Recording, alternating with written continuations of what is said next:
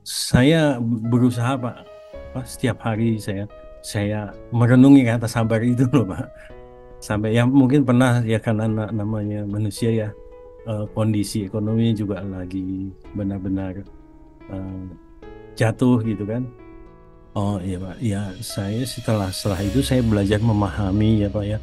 Eh, Kalau mungkin kan di Islam juga kan, eh, salah satunya kita tidak boleh eh, berprasangka buruk, ya kan? Kita berpikiran buruk maka terjadinya buruk. Kita berpikiran negatif pasti terjadinya negatif. Pada akhirnya ya saya belajar berpikiran positif terus, apapun yang terjadi ya saya harus menanggapi dengan positif gitu.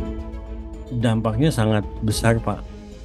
Saya bisa mulai naik merangkak, maksudnya sudah bisa mulai membangun lagi gitu loh, membangun kehidupan saya, kehidupan uh, rumah tangga juga gitu. Jadi mulai ada sih dari situ mulai.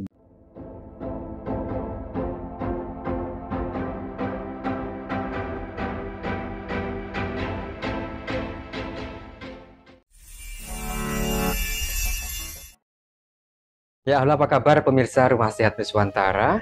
Assalamualaikum warahmatullahi wabarakatuh. Om Swastiastu, Rahayu. Kabar baik dan sehat Anda malam hari ini. Kembali kami mengunjungi Anda di channel kesayangan Anda, Rumah Sehat Nuswantara, untuk menghadirkan motivasi dan juga inspirasi dari keluarga RSN.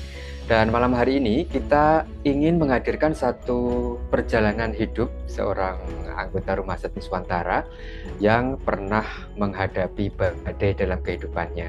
Seperti apa badai dalam kehidupan yang akan dibeber malam hari ini? Nah, segera saja kita jumpai anggota keluarga Rumah Sehat Nusantara yang malam hari ini ingin berbagi kisahnya kepada kita semuanya.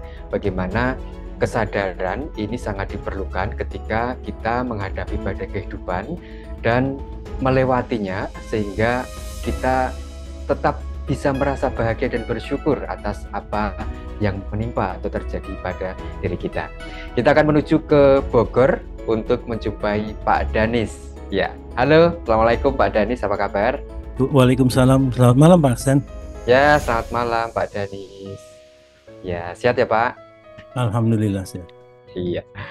Ya Pak Danis, kalau membaca kisah Pak Danis yang pernah dibagikan di grup Rumah Sehat Nuswantara, ya luar biasa ya. Jadi setelah bergabung dengan RSN banyak keajaiban-keajaiban yang dirasakan, kemudian juga perbaikan di tubuh fisik yang sebelumnya Bapak juga ternyata pernah mengalami sakit juga ya, dan Ya. alhamdulillah sekarang sudah membaik gitu. Nah, tetapi di balik itu ternyata juga Bapak pernah menghadapi badai kehidupan gitu ya, selayaknya kehidupan orang pada umumnya gitu.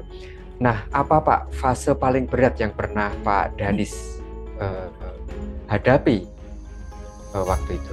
Saya itu dulu itu bekerja di salah satu perusahaan multinasional lah ya, perusahaan. Setelah itu saya mengundurkan diri tahun 2015 ya. Dan dari situ ternyata saya mau coba usaha segala macam itu, eh, gagal terus gitu sampai ke titik nol lah, gitu. Sampai sudah tidak ada apa-apa lagi gitu. Setelah itu ya saya semua mulai galau segala macam, dan saya bertemu dengan ya saya katakan guru saya lah ya. Dan selama 5 tahun itu saya belajar, tapi belajarnya sebenarnya saya juga bingung sih. Guru saya hanya setiap saya datang mengeluh, eh, jawabannya cuma sabar Pak Danis, sabar Pak Danis. Selama 5 tahun saya menerima sabar seperti itu gitu. Wow, hanya disarankan untuk bersabar ya Pak? Tidak ada sama sekali apa-apa gitu. Maksudnya tidak ada masukan yang benar-benar Mm-mm. apa gitu. Jadi misalnya arahan, panduan apa yang harus dilakukan itu tidak ada ya, hanya disarankan untuk bersabar gitu ya. Ya. Ya, memang separah apa Pak kondisi Pak Danis waktu itu? Ya, Habis-habisan seperti apa? usia ya, benar-benar nol Pak, benar-benar tidak ada punya uang. Rumah saya eh, jual, mobil, terus kendaraan lah ya, sampai sampai nol lah Pak. Hmm, Nah, sampai itu kan ya saya, separah itu ya? iya, sampai ya memang ya semua akhirnya saya eh, di apa di nasihati hanya segitu aja Pak. Jadi Hmm. Oke, nah kemudian dalam waktu 5 tahun itu Pak Danis bisa melaksanakan sabar itu, menjalaninya gitu. saya berusaha Pak, saya berusaha terus setiap setiap eh, s- setiap hari saya merenungi kata sabar itu loh Pak. Sampai ya mungkin pernah ya, karena namanya manusia ya, kondisi ekonomi juga lagi benar-benar eh, jatuh gitu kan. Ya pada akhirnya kan hanya otak kita aja yang berpikir secara logika, "Oh, ini kena kok gini-gini segala macamnya." Tapi makin lama makin ke sini ya, eh, saya mengerti apa yang guru saya sampaikan itu loh. Sabar, sabar. Pernah juga suatu saat sampai saya datang terus saya sudah tidak bisa, saya tidak kuat lagi gitu loh. Hmm. Akhirnya beliau sempat bercerita mengenai kondisi beliau dulu gitu loh. Pada akhirnya saya mulai lagi belajar sabar sampai setelah hampir 5 tahun saya mulai sedikit memahami seperti apa sabar, dan pada akhirnya saya tahu saya harus bersyukur, dan begitu saya bisa memulai lagi Pak. Jadi dari situ saya mulai bangkit. Terus apapun yang saya lakukan, saya tidak pernah memperhatikan hasilnya gitu. Yang penting saya ikhtiar aja, sabar terus gitu loh. Mau dalam keadaan saya nggak punya ya tetap saya sabar. Mau ada pun, jadi tidak ada berusaha, saya tidak mengeluh. Ternyata itu satu penyakit.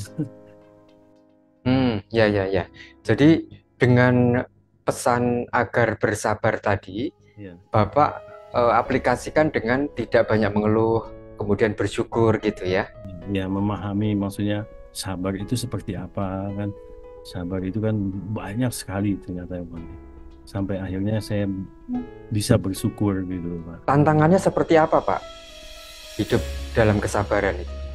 Tantangannya ya terutama kita tidak boleh sama sekali berpikiran negatif.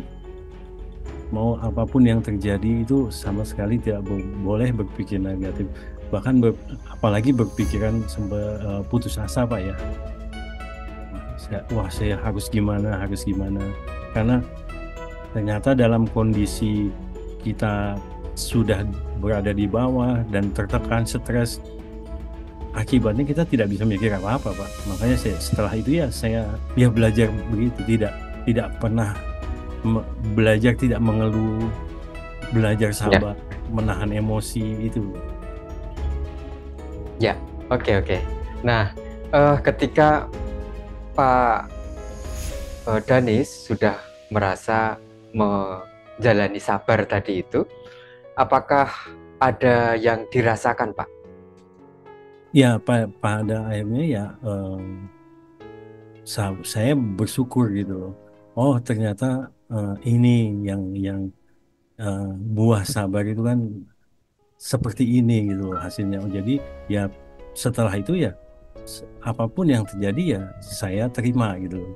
Kan ada itu pun dari guru saya setelah 5 tahun itu, pesannya juga terima semua ketentuan. Apapun ketentuan yang dikasih itu harus diterima. Ya. Nah itu yang saya pahami segala macam. Jadi mau keadaan saya seperti apapun itu saya harus terima. Mau saya senang, mau saya susah, saya harus tetap terima dan bersyukur yang pasti Pak. Kemudian setelah itu waktu terus berjalan ya, Iya. dan 5 tahun itu juga bukan waktu yang sebentar ya untuk Iya, Pak. menjalani kata sabar tadi ya. Iya, Pak. Eh, Nah, bagaimana kemudian tanda-tanda yang dialami oleh Pak Danis, kehidupan Pak Danis itu kemudian kembali merangkak naik gitu, Pak? Oh iya, Pak. Ya, saya setelah itu saya belajar memahami ya, Pak ya. Eh, Kalau mungkin kan di Islam juga kan, salah satunya kita tidak boleh eh, berprasangka buruk, ya kan. Terus satu lagi yang itu apa? Allah gimana kehendak hambanya. Jadi kita berpikiran buruk maka terjadinya buruk. Kita berpikiran negatif pasti terjadinya negatif. Pada akhirnya ya saya belajar berpikiran positif, terus apapun yang terjadi ya saya harus menanggapi dengan positif gitu. Dan mengenai pekerjaan ya apapun yang penting saya ikhtiar aja gitu. Jadi usaha aja saya tidak tidak memikirkan hasilnya, Pak.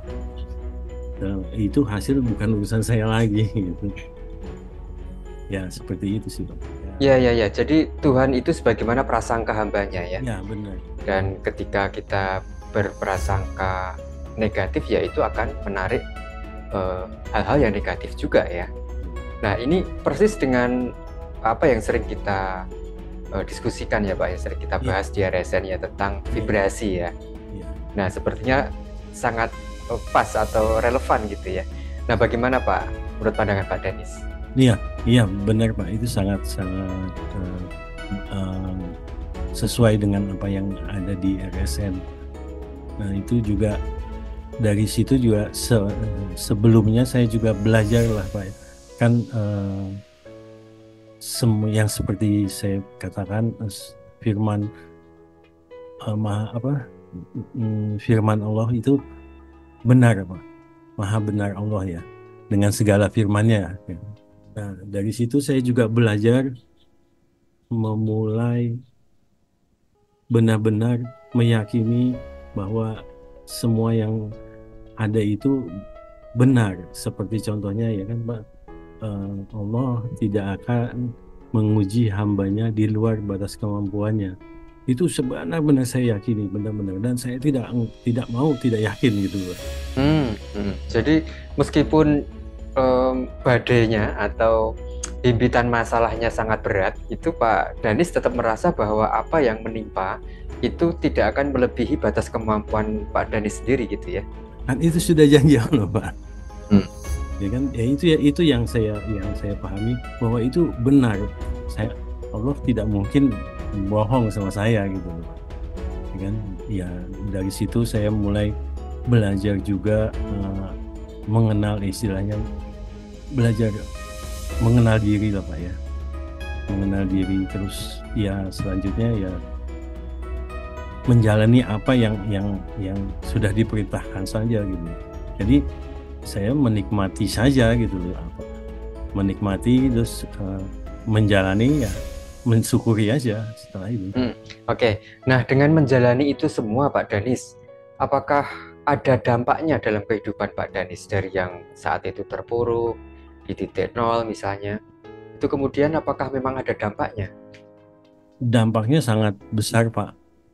Saya bisa mulai naik, merangkak, maksudnya sudah bisa mulai membangun lagi gitu loh, membangun kehidupan saya, kehidupan rumah tangga juga gitu. Jadi mulai ada sih, dari situ mulai banyak ya, seperti ya keajaiban gitu ya. Keajaiban lah, Pak ya. Yang kadang-kadang yang mungkin orang pikir apa ya, mana nggak mungkin lah gitu loh. Tapi ya contohnya Pak, semua mungkin. Contohnya yang paling awalnya sih ya, Pak ya, maksudnya contohnya saya yakin untuk kebutuhan saya pasti dikasih, apalagi kebutuhan untuk keluarga. Itu kan bukan keinginan, itu setiap akhir bulan selalu ada gitu, Pak.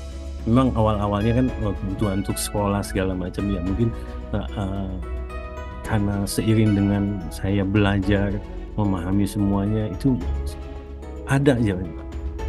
Contohnya ya seperti untuk biaya sekolah anak-anak, biaya rumah di rumah gitu loh segala itu saya Jadi konkretnya misalnya Bapak nggak pernah punya tabungan gitu ya, ya tetapi kebutuhan rumah tangga sangat besar. ya Nah, makanya di saat dibutuhkan ternyata uangnya ada gitu ya. iya Dan adanya pun dengan tiba-tiba gitu atau bagaimana, Pak? ya yang saya alami sih lebih banyak begitu Pak. Mungkin Hmm. saya Pak ya.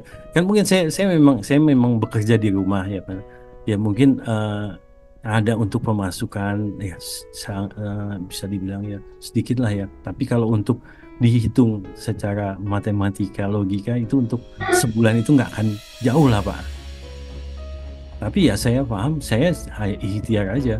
Masalah hasil bukan urusan saya gitu kan. Nah, begitu mendekati ada mendekati istilahnya deadline lah Pak ya orang bilangnya ya mendekati batas waktunya saya harus bayar sampai ini alhamdulillah itu ada gitu loh Pak.